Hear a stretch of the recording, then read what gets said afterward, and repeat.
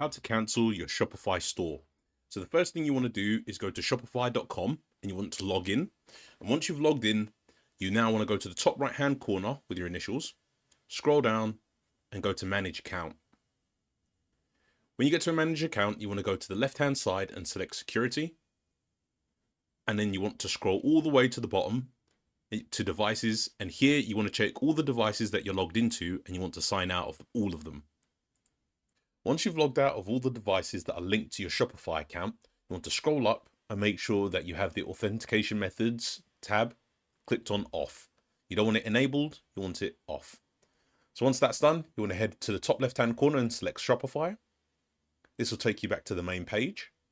And then you want to look to the left and at the bottom, select settings. And in settings, you want to go to plan.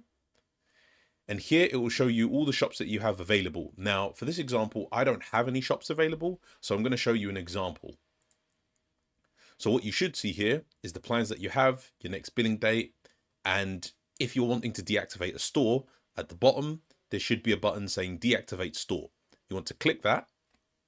And once you've clicked deactivate store, a pop-up will appear and it will tell you, it'll ask whether you want to pause and build, start a new store, or if you want to take a break completely, deactivate the store. You'll want to click deactivate store, enter your password, and that should be your account deactivated completely. And that's how you deactivate a Shopify account.